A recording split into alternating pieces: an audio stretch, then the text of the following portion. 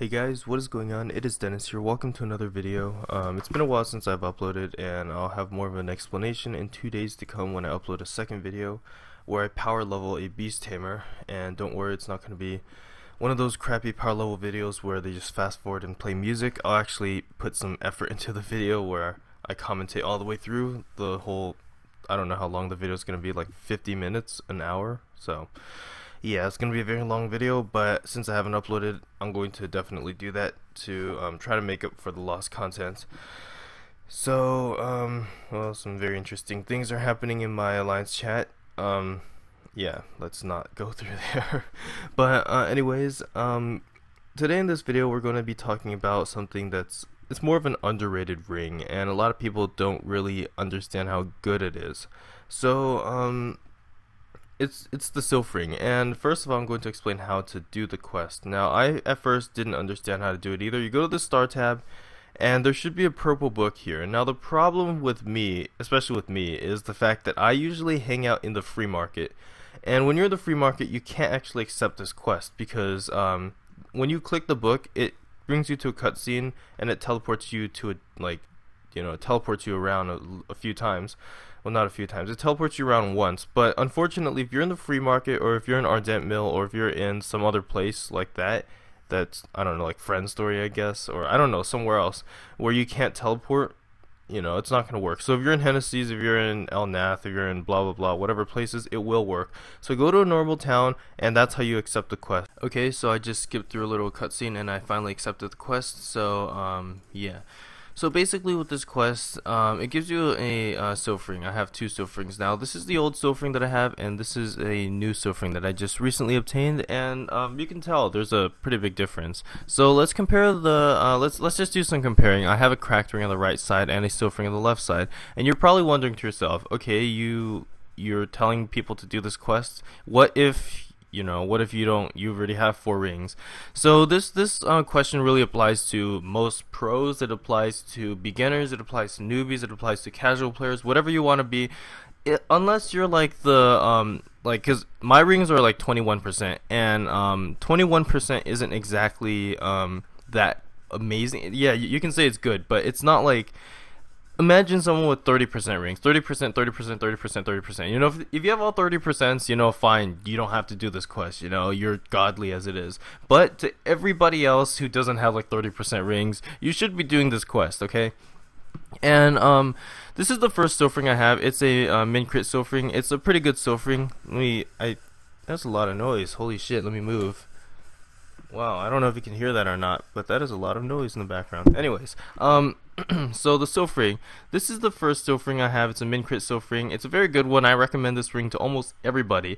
And we're gonna first talk about if you're not that funded, why you should get this Sylph Ring, or even if you're moderately funded, why you should get this Sylph Ring. So first of all, let me introduce the idea that the Sylph Ring is not a crap ring. It is actually a good ring that is actually a contender for end game rings. And if you look at KMS videos of people soloing Chaos Vellum, even those people that solo Chaos Vellum even have Sylph Rings on them sometimes. So you can tell, like, the Sylph Ring isn't a pushover ring. The KMS people recognize this way earlier than we did, but there are a lot of people here in GMS that still don't recognize this. So in order for me to explain this better, let me quote a different area of the equip tab, which is the glove slot. I don't have a Tyrant glove. A lot of pros do have Tyrant gloves, so we're going to use this as an example. Now, on the Tyrant glove slot, what you really go after you have 2 options. And the first option is pros try to go after % minimum critical under Tyrant gloves, and the second option that pros go after is a lot of % stat of their main stat. So we're gonna assume that you have luck, so we're gonna look at both of these rings here. So what pros go after under Tyrant gloves is either some min crit, just like on the left side, or some high % luck, just like on the right side. So you may be asking yourself, Dennis, why are you comparing these 2 rings? What does this all mean? Well, basically what this all means is, if there is a debate and there's a lot of math involved by pros who want to see which is better for them, and they're calculating, should I get % min crit or should I get % luck? They're asking all these questions. What it basically means is, if there is a debate then the Sylph Ring is not a piece of crap, because this is actually something that pros consider. They consider, should I get % min crit on my Tyrant gloves, or should I get a range increase? And what that basically, to wrap up this whole entire discussion into a way that you guys can understand it better, compare the scrolling of my Sylph Ring to the scrolling of the Cracked Gollix Ring. You'll see that the Sylph Ring has 10 weapon attack. My Cracked Gollix Ring only has 6 weapon attack. You'll see the Sylph Ring has 50 luck. The Cracked Ring only has 37 luck. The Cracked Ring is not fully scrolled, I know. But even if you fully scroll it, it's still not going to beat the Sylph Ring. So the Sylph Ring stats actually beat the Cracked Ring stats in terms of scrolling. And now in terms of cubing, I already explained the Tyrant Glove predicament. You can tell that the min crit option there is 10%. The pros go after 15% on their Tyrant gloves. 10% is obviously not. It's obviously smaller than 15%. But the whole message is the fact that this is free. This Sylph Ring is free, and pros are having this debate on an expensive Tyrant glove, you know. And the Sylph Ring is free, you know, so it's screaming at you right now. This Sylph Ring is free, and pros are spending hundreds of dollars on a Tyrant glove trying to get the same potentials and all that. So this Sylph Ring is not a piece of crap at all. So even if you're moderately funded like I am, you know, like my rings aren't, yeah, they're good, you know. I'm not gonna say they're not good. These are decent rings for sure. They're not obviously 30% on all the rings, you know. I'm not, you know, I don't want to waste that much money, but if I didn't have a ring, say for well, not a, you really want to have a superior ring, but say for example I didn't have a Cracked Ring, right? This Sylph Ring would actually be a very good replacement for the Cracked Ring because of the amount of benefits that it gives. So don't underestimate the Sylph Ring. Just because it's free, do not underestimate it. It is an amazing ring. I highly recommend you get this ring because it is just so good. So the next thing I want to talk about is I covered the topic of if you're not that pro, what Sylph Ring you should get. If you're pro, what Sylph Ring should you get? Or if you already have the min crit Sylph Ring, like me, we have 2 Sylph Rings because this event has come around twice, and I'm sure it'll come around a 3rd time in the future. So if you already have the min crit Sylph Ring, the question is, what Sylph Ring should you get next? That'll be a better way to phrase it instead of just if you're pro. So what Sylph Ring should you get next? There are a lot of options. There's a % boss option, there's a % critical option, there's a % maximum crit option, there's a % min crit option, there's a whole bunch of other options. I can't remember them all, but the option that sticks out the most for what I would recommend is % status resist.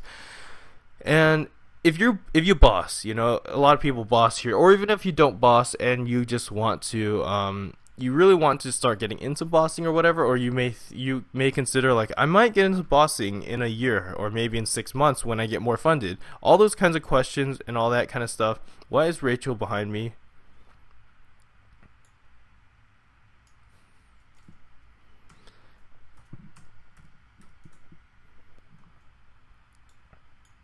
Okay, so if you're bossing and all that kind of stuff, the option that I highly recommend for you is the % status resist option. And to put it to perspective, to help you understand why 10% status resist is so good, the maximum status resist is 100%. So if you get 100%, you're good to go. Now, the whole entire problem is how you get to 100%. So getting to 100% isn't always the easiest thing. If you're a bishop, you can get to 100% no problem. You know, if you're a Cygnus Knight, you might have problems getting to 100% because you can't receive the link skill from other Cygnus Knights.